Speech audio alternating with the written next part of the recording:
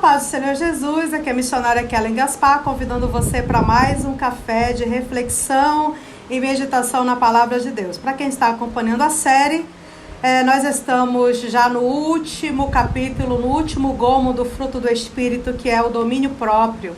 Estamos trabalhando o livro Vida Plena, onde por todas essas ocasiões estamos meditando acerca de cada um dos gomos desse fruto. Chegamos hoje ao último capítulo, que é um capítulo acerca de um gomo importantíssimo, que é como nós podemos exercer aí a temperança, ou seja, como nós podemos conter a nós mesmos, as nossas paixões, as nossas vontades, os nossos desejos. Esse capítulo sobre domínio próprio nos leva a refletir sobre a nossa capacidade de autocontrole, o domínio sobre nossos apetites, sobre nossos desejos, sobre a nossa língua, sobre nossos pensamentos, sobre nossos apetites e sobre nossas paixões. A Bíblia valoriza tanto o autocontrole que lá em Provérbios 16:32 está escrito que é melhor ter autocontrole do que conquistar uma cidade.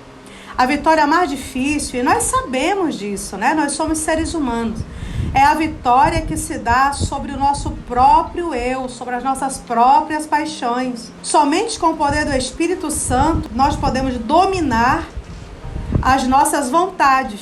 Nós podemos dominar os nossos desejos. Pensa bem, se você quer muito fazer alguma coisa, se o seu coração deseja, se a sua carne deseja, se o seu corpo deseja, mas você sabe que aquele comportamento vai entristecer o Espírito Santo, vai causar um problema, um escândalo, uma situação difícil para você aqui na terra, dentro do corpo de Cristo. Então você escolhe sacrificar essa vontade como uma oferta a Deus. Você escolhe não fazer. Isso é ter autocontrole. E quando eu falo de autocontrole, irmãos, eu quero dizer que nós não somos e não podemos ser um carro desgovernado. O cristão que não tem autocontrole, ele come demais, fala demais, compra demais. O exagero é a marca registrada do cristão que não tem autocontrole. Ele está sempre endividado. Já desses, uma irmã entrou em contato comigo para pedir oração. Ela tinha 3 cartões de crédito, os 3 estavam com o limite estourado, estava com uma conta de quase 30 mil reais e queria oração. E eu disse, querida, esse problema não se resolve com oração. Não se resolve com oração. E ela disse, se resolve como, irmã? Eu disse, quem foi que fez a dívida? Ela disse, foi eu. Eu disse, muito bem. Então não tem nada a ver com o inferno, não tem nada a ver com o diabo, tem a ver com o seu descontrole. O que é que a senhora vai fazer? A senhora vai quebrar esse cartão de crédito, ligar para essas 3 operadoras, negociar a sua dívida e começar a pagar. Não tem nada de espiritual nisso. É um problema que só a senhora pode resolver. Pague a sua dívida. Isso não se resolve com oração, se resolve com autocontrole. Se a senhora não pode ter, não tenha. É como aquele cristão que está sempre envolvido em imoralidade sexual. É melhor que você não tenha um smartphone. É melhor que você tenha um celular de modelo antigo, que não acesse a internet. Se você não pode, se aquilo ali é uma tentação que geralmente, vez por outra, dia sim, dia não, está te vencendo, deixe de lado. Se você não pode ter um computador no quarto porque não tem autocontrole acerca dos sites que você está visitando, coloque o seu computador na sala. Entende? Se você não consegue manter-se fiel no seu relacionamento por causa das suas redes sociais, tire a senha. Deixe disponível. Entende? Faça alguma coisa para que você não seja escravizado por uma situação, por um objeto, por uma facilidade. Tenha o autocontrole. Se seu celular não tiver senha, com certeza você vai ter muito cuidado com as conversas que você vai ter nas redes sociais. Se o seu computador estiver na sala, certamente você vai pensar muito antes de acessar um site que você não deveria estar acessando. Tome decisões no seu dia a dia que lhe ajude. naquela área que você precisa de ajuda. Nós não podemos ser um carro desgovernado, não. Tem que ter alguém ali na liderança. Antes de ter controle sobre o que fazemos, precisamos controlar o que falamos. É uma cadeia, viu? Então todos são elos muito entrelaçados. Eu não posso controlar só o que eu faço. Antes de controlar o que eu faço, eu preciso controlar o que eu falo. Pensar antes de abrir a minha boca. Pensar antes de iniciar uma conversa que eu não posso continuar. Pensar antes de contar um segredo de alguém para outra pessoa. Pensar antes de reagir a uma ofensa da maneira como eu queria reagir. Pensar antes de fazer um comentário que vai ferir, que vai magoar alguém que está presente ou ausente ali naquela ocasião. Mas antes de controlar o que eu falo, eu preciso controlar o que eu sinto. Ou seja, eu tenho que ter cuidado, tenho que ter um filtro aqui no meu coração, colocar um guarda na porta do meu coração. Não é todo sentimento que pode entrar, irmãos. Temos que pedir ali a credencial. Uma vez, estudando sobre batalha espiritual, eu li que muitas vezes o nosso inimigo, ele coloca um pensamento em nós em primeira pessoa e nós achamos que somos nós que estamos pensando, quando na verdade a ideia, a sugestão, o pensamento veio do nosso inimigo para acabar com a nossa vida. Vamos pedir a credencial dessas emoções, desses sentimentos? Que sentimentos estão entrando no meu coração? Avalie o seu coração. Ele está cheio de quê? Cheio de orgulho, de vaidade, de mentira, de deslealdade. Olhe para dentro de você, verifique aí aqueles pontos que precisam ser mudados, aquele comportamento que precisa ser revisto. E a gente não pode deixar para amanhã, para depois de amanhã, para o mês que vem. Essas decisões, elas precisam ser imediatas. Agora, antes de controlar os meus sentimentos, eu preciso controlar os meus pensamentos. Um professor meu no seminário, ele dizia assim: não podemos impedir que um pássaro voe sobre a nossa cabeça, mas podemos impedir que ele faça o ninho. São duas coisas bem diferentes, né? Alguns pensamentos vêm, de repente, vêm, passam. A gente sabe que não deveria ter pensado, mas de repente fomos pegos de surpresa, o pensamento veio, pronto, passou.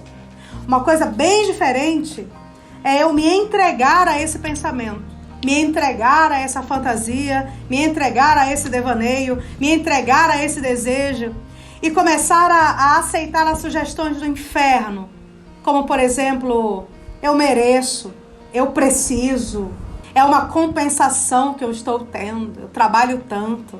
Aí, irmãos, a gente se esquece que o diabo ajuda a fazer, mas não ajuda a esconder, não.